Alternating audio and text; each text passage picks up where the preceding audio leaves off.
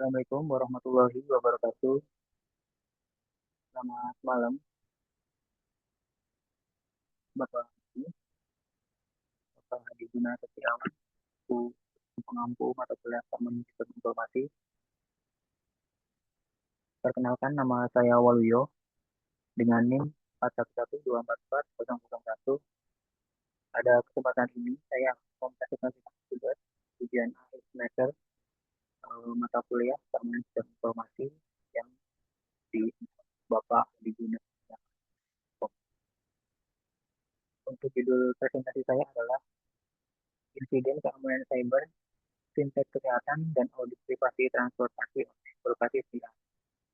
Pada presentasi ini, saya akan membahas beberapa kasus keamanan cyber yang terjadi pada sektor fintech, kesehatan, penerapan audit privasi pada layanan transportasi online berbasis kecerdasan buatan, serta analisis mengenai risiko, dampak, dan rekomendasi pengamanan yang dapat diterapkan untuk meningkatkan keamanan informasi.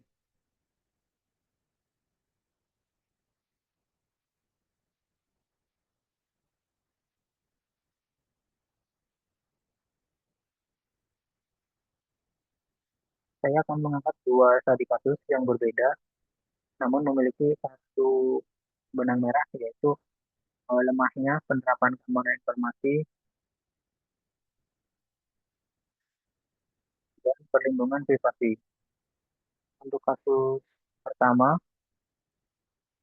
membahas insiden keamanan cyber pada layanan fintech kesehatan. Serangan dimulai dari eksploitasi kelas keamanan melalui teknis broken object level authorization atau BOLA dan SQL injection yang menyebabkan kebocoran data pasien. Kondisi ini kemudian berkembang menjadi serangan ransomware. Selain itu, kegagalan penerapan disaster recovery plan atau DRP mengakibatkan layanan mengalami downtime hingga sekitar 48 jam. Kasus ini menunjukkan bahwa kelemahan pada pengendalian teknis eh, dapat berdampak besar terhadap operasional dan kepercayaan pengguna. Kemudian kasus yang kedua membahas audit privasi pada sistem transportasi online berbasis teknis. Permasalahan utamanya adalah fitur kelacakan lokasi dan perilaku pengguna yang menyimpan data tanpa mekanisme enkripsi yang memadai. Meskipun hasil audit telah menemukan adanya kelemahan tersebut. Rekomendasi perbaikan tidak segera diterapkan karena perusahaan lebih memprioritaskan target rilis aplikasi. Hal ini menunjukkan bahwa aspek tata kelola dan kepatuhan terhadap privasi juga menjadi faktor penting dalam keamanan sistem informasi.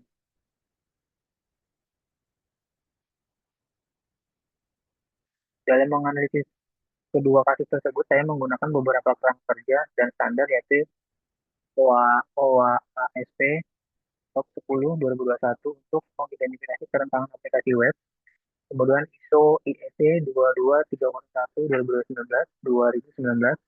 untuk meninjau aspek bisnis continuity management.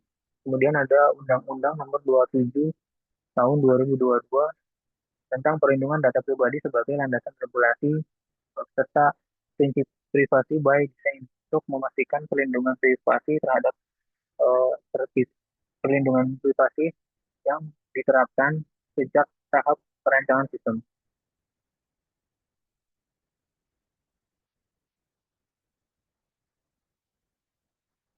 Kemudian selanjutnya adalah rantai serangan, kegagalan berlapis. Kronologi atau rantai serangan yang terjadi pada kasus fintech kesehatan dari analisis yang dilakukan, serangan tidak terjadi secara tiba-tiba, tetapi melalui beberapa tahapan yang saling berkaitan.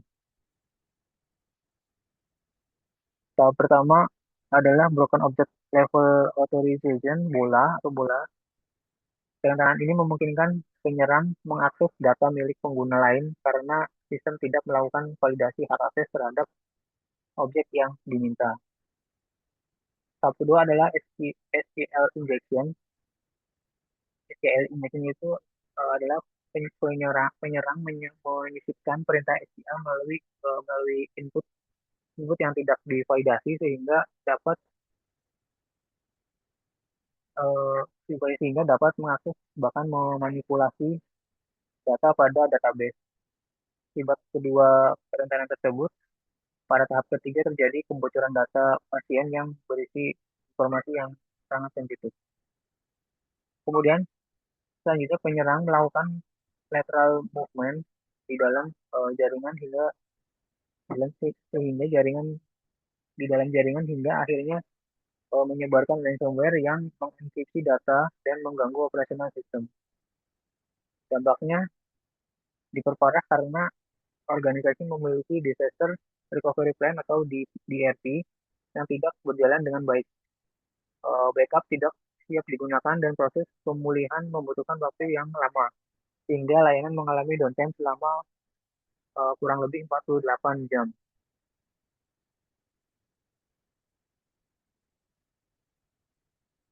Selanjutnya adalah pemetaan ke OWASP Top 10 2021. Setelah mengetahui penyebab insiden, langkah berikutnya adalah memetakan setiap kerentanan berdasarkan standar OWASP Top 10 tahun 2021. Yang pertama terdapat kategori broken access control karena sistem gagal membatasi akses pengguna terhadap data yang bukan haknya. Solusi yang direkomendasikan adalah menerapkan validasi akses pada setiap request menggunakan mekanisme otorisasi yang kuat. Kedua adalah injection, khususnya SQL injection. Kerentanan ini dapat dicegah eh, dengan menggunakan parameterized query atau query pairs statement serta melakukan validasi terhadap seluruh input pengguna. Kemudian selanjutnya terdapat cryptographic file, failure karena data sensitif belum dilindungi menggunakan mekanisme enkripsi yang memadai baik saat disimpan maupun saat dikirim melalui jaringan. Kemudian terdapat insecure design yang menunjukkan bahwa kelemahan keamanan sudah muncul sejak tahap perancangan aplikasi. Oleh karena itu, prinsip secure by design dan threat modeling perlu diterapkan sejak awal pengembangan sistem.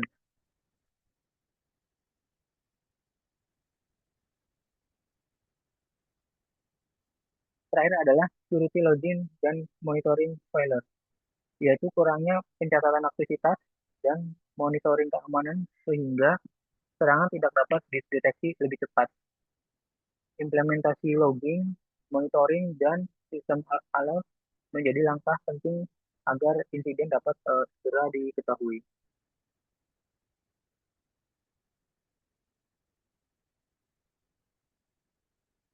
Selanjutnya adalah defense in depth, 7 lapisan pertahanan. Pada saat ini, saya menjelaskan strategi mitigasi menggunakan konsep defense in depth atau pertahanan berlapis. Konsep ini bertujuan apabila suatu apabila satu lapisan keamanan berhasil ditembus, maka terdapat lapisan lain yang mampu melindungi sistem. Lapisan yang pertama adalah perimeter, yaitu melindungi akses dari luar menggunakan firewall, web application firewall, dan proteksi terhadap serangan DDoS. Lapisan kedua adalah jaringan, dengan menerapkan segmentasi jaringan, virtual LAN, serta prinsip Zero Trust Network Access sehingga akses antar jaringan menjadi lebih terbatas. Lapisan ketiga adalah aplikasi, yaitu melakukan secure coding, validasi input menggunakan API yang aman, serta pengujian keamanan secara berkala untuk mencegah kerentanan terhadap SQL injection. Lapisan keempat adalah validasi dan identitas. Serangan menerapkan Rule-Based Access Control atau RBAC, Multi-Factor Authentication (MFA), dan prinsip less privilege agar setiap pengguna hanya memiliki akses sesuai dengan kebutuhannya. Lapisan kelima adalah data, yaitu melindungi data melalui enkripsi klasifikasi data, serta pemantauan aktivitas database agar data sensitif tetap aman. Lapisan keenam adalah deteksi dan respons, yaitu memanfaatkan SIEM, IDS atau IPS, monitoring keamanan serta prosedur respons insiden agar eh, ancaman dapat dideteksi dan ditangani lebih cepat.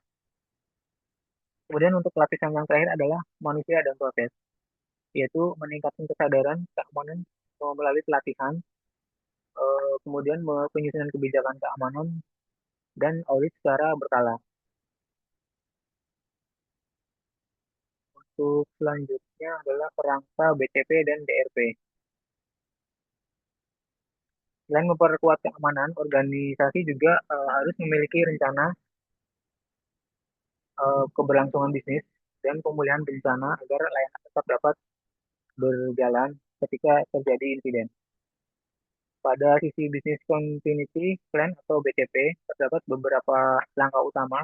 Pertama adalah melakukan bisnis impact analysis untuk mengidentifikasi proses bisnis yang paling kritis. Selanjutnya menyediakan sistem cadangan seperti seperti aktif aktif atau multi region, membentuk tim manajemen krisis, menyusun protokol komunikasi ketika terjadi insiden, serta melakukan uji coba atau simulasi secara berkala agar seluruh prosedur benar-benar siap digunakan.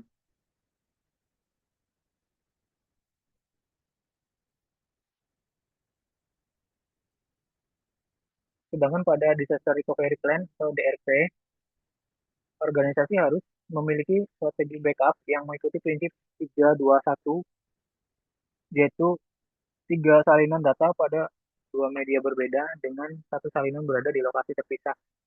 Selain itu, perlu dilakukan verifikasi backup secara otomatis. Kemudian menyediakan mekanisme failover agar layanan tetap berjalan. Menetapkan target recovery point objektif atau RPO dan recovery time objektif atau RTO, serta memastikan backup selalu terisolasi dan backup selalu terisolasi dari lingkungan produksi agar tidak ikut terkena serangan ransomware.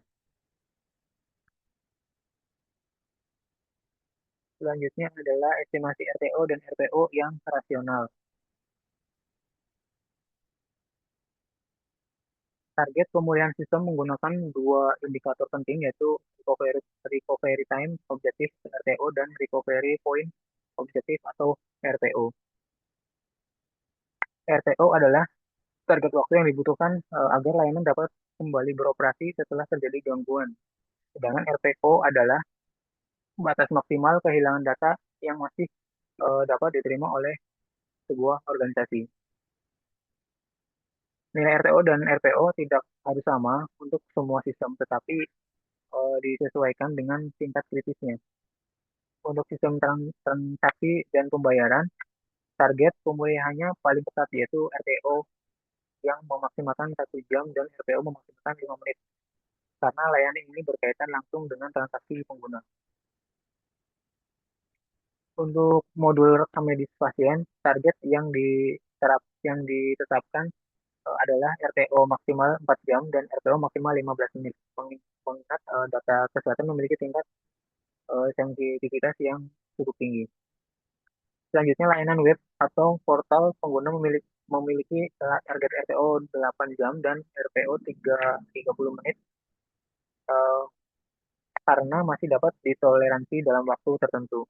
Sedangkan sistem pelaporan dan analitik internal memiliki prioritas yang lebih rendah sehingga targetnya adalah RTO 24 jam dan RPO 24 jam.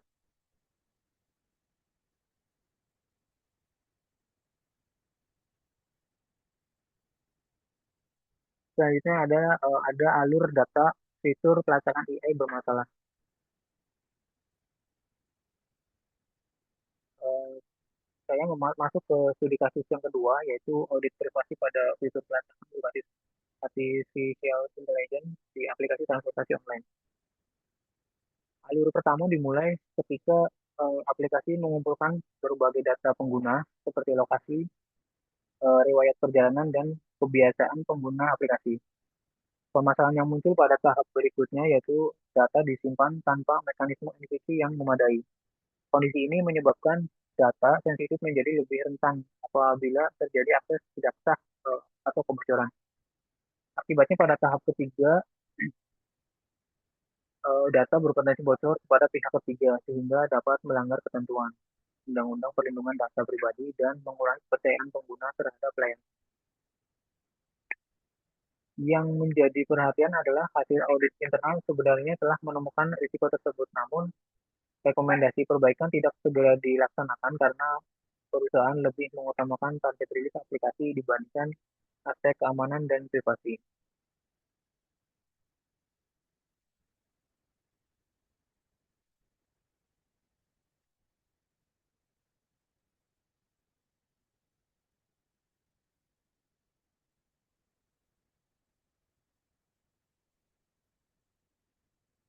Selanjutnya adalah 3 jalur audit sebelum rilis. 3 jenis audit yang sebaiknya dilakukan sebelum aplikasi dirilis ke pengguna. Tujuannya adalah untuk memastikan aplikasi telah memenuhi aspek keamanan, kualitas kode, dan kepatuhan terhadap regulasi. Jalur pertama adalah vulnerable assessment, yaitu proses mengidentifikasi kerentanan pada aplikasi maupun strukturnya eh, maupun infrastrukturnya. Audit ini bertujuan menemukan celah keamanan seperti kelemahan pada API, konfigurasi server yang tidak aman, atau hak akses yang tidak sesuai sehingga dapat diperbarui sebelum dimanfaatkan oleh penyerang. Jalur kedua adalah code review atau secure code audit. Pada tahap ini dilakukan pemeriksaan terhadap kode sumber aplikasi untuk memastikan kode telah mengikuti praktik secure coding. Selain mencari bug, audit ini juga bertujuan mendeteksi potensi kerentanan seperti SQL injection, cross cross scripting maupun kesalahan dalam pengelolaan data sensitif. Yang ketiga adalah compliance audit,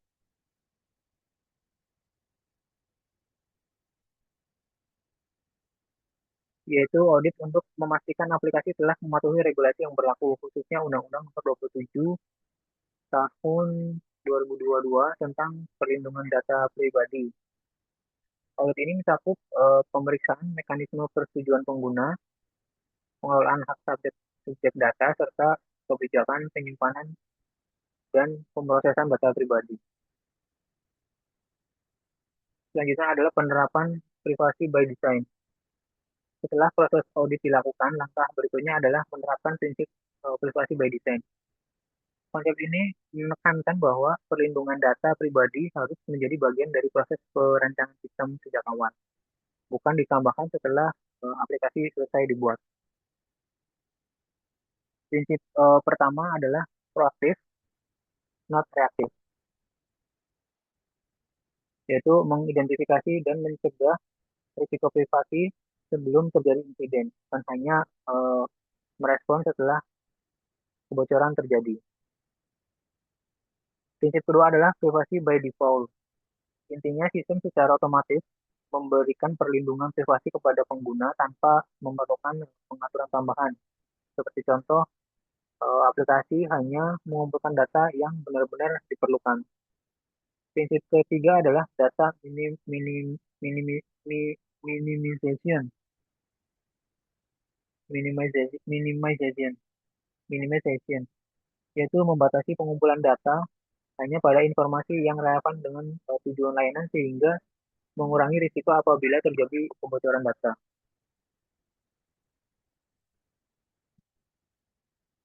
Kemudian prinsip keempat adalah end-to-end security, yaitu memastikan data terlindungi selama seluruh siklus hidupnya, mulai dari proses pengumpulan, penyimpanan hingga transmisi melalui penerapan enkripsi dan kontrol keamanan.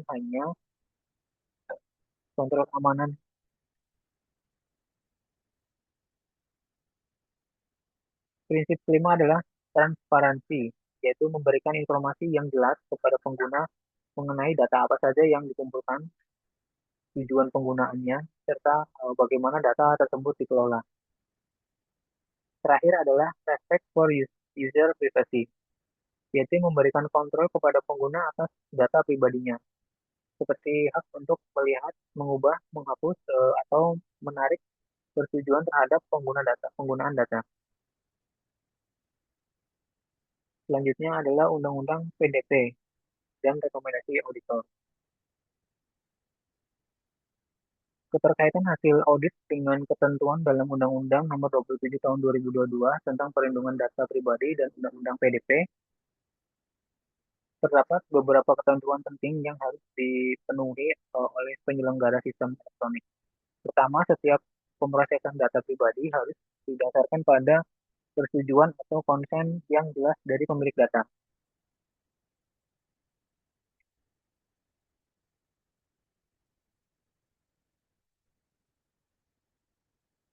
Kedua, organisasi harus menerapkan prinsip purpose limitation, yaitu data pribadi hanya boleh digunakan sesuai tujuan yang telah disampaikan kepada pengguna.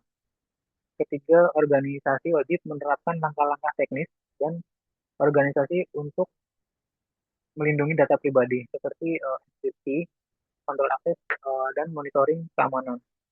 Selain itu, apabila terjadi kebocoran data, organisasi juga memiliki kewajiban untuk memberikan notifikasi kepada otoritas maupun pemilik data sesuai ketentuan yang berlaku.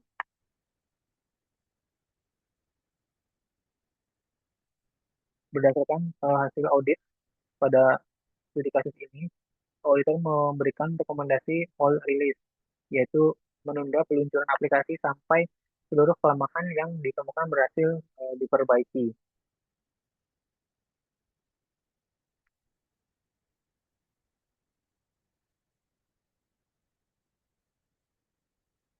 Kemudian ada kode etik profesi rambu bagi praktisi. Selain aspek teknis dan regulasi, seorang praktisi keamanan informasi juga harus berpedoman pada kode etik profesi. Pada saat ini, eh, saya membandingkan tiga pedoman etika yang banyak digunakan. Yang pertama adalah CSC, Code of Ethics, yang menekankan pentingnya melindungi masyarakat, menjaga kepercayaan publik, serta memastikan keamanan infrastruktur informasi. Yang kedua adalah ACM Code of Ethics yang mengharuskan seorang profesional melakukan evaluasi secara menyeluruh terhadap dampak sistem yang dikembangkan, termasuk dampaknya terdapat pengguna dan masyarakat. Yang ketiga adalah Council Code of Ethics yang mengingatkan praktisi untuk menjaga kerahasiaan informasi, bertindak profesional, dan tidak menyalahgunakan akses maupun informasi yang diperoleh selama proses audit. Langkah taktis dan etis bagi praktisi. Berdasarkan hasil analisis kedua studi kasus, terdapat beberapa langkah yang sebaiknya dilakukan oleh seorang praktisi keamanan informasi. Pertama, seluruh temuan audit harus didokumentasikan secara formal agar dapat menjadi bukti dan dasar tindak lanjut. Kedua, apabila temuan memiliki tingkat risiko tinggi, auditor perlu melakukan eskalasi kepada pihak yang berwenang seperti Chief Information Security Officer, Komite Audit, dan Data Protection Officer. Ketiga organisasi harus memanfaatkan mekanisme whistleblowing apabila rekomendasi keamanan diabaikan atau terdapat pelanggaran serius yang tidak segera ditindaklanjuti. Keempat, keempat, auditor harus menolak memberikan persetujuan atau sign off terhadap aplikasi yang belum memenuhi standar keamanan minimum. Dan yang terakhir, apabila seluruh jalur internal telah ditempuh, tetapi resiko tetap diabaikan, maka laporan kepada otoritas pengawas dapat menjadi langkah terakhir sesuai dengan ketentuan hukum yang berlaku.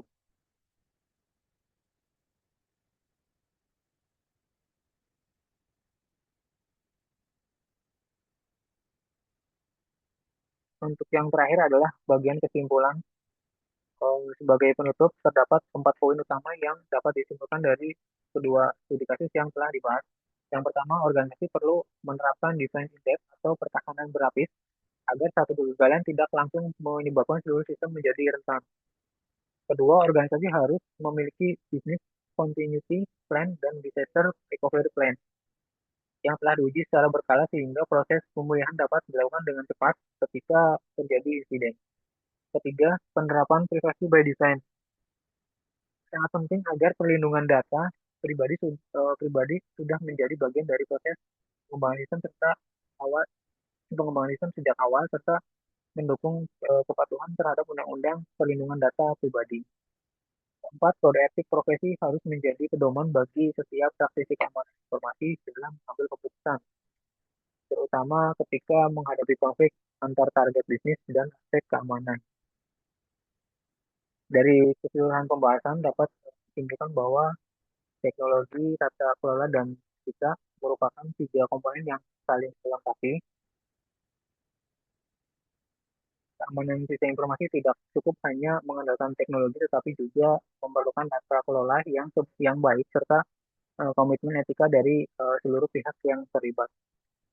Demikian presentasi yang dapat saya sampaikan. Terima kasih atas perhatian Bapak Adi Guna sebagai dosen pengampu. Saya siap menerima pertanyaan atau masukan. Terima kasih. Assalamualaikum warahmatullahi wabarakatuh.